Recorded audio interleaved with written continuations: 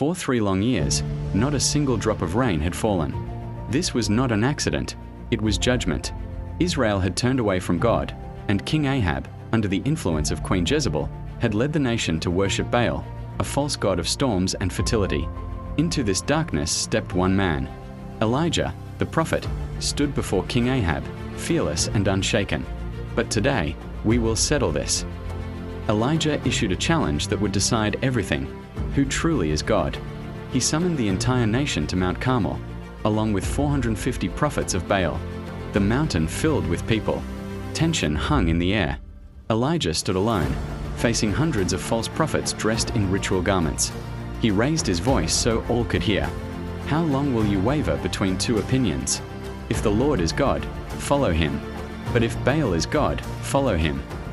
The people said nothing. Elijah proposed a test. 2 altars would be built. 2 bulls would be prepared, but no fire would be lit. You call on your God, Elijah said, and I will call on the Lord. The God who answers by fire, he is God. The prophets of Baal agreed. They went first. From morning until noon, they cried out, shouting Baal's name again and again. Nothing happened. No fire. No voice. No response. By afternoon, Elijah began to mock them. Shout louder, he called. Maybe he's deep in thought, or busy, or asleep. The crowd murmured. Desperation took over. The prophets cut themselves with knives, blood flowing as they screamed until evening fell. Still, nothing. Then Elijah stepped forward. He repaired the altar of the Lord, using 12 stones, 1 for each tribe of Israel, reminding the people who they were meant to be. He arranged the wood, placed the sacrifice on it, and then did something unbelievable. He ordered water poured over the altar, not once, not twice, but 3 times. Water soaked the wood, flooded the sacrifice, and filled the trench around it. Fire would now be impossible. Elijah lifted his eyes to heaven and prayed a simple prayer. No shouting. No dancing.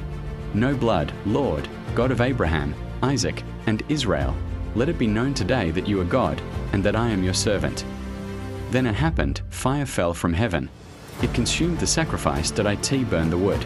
It cracked the stones. It evaporated the water. Even the dust vanished. The mountain shook as the power of God exploded before their eyes. The people fell face down, crying out, "The Lord, He is God. The Lord, He is God." That day, Baal was exposed as powerless. Elijah prayed again, and the sky, silent for years, darkened. A small cloud appeared. Then rain poured down, ending the drought. 1 man, 1 prayer. 1 fire from heaven, and the nation knew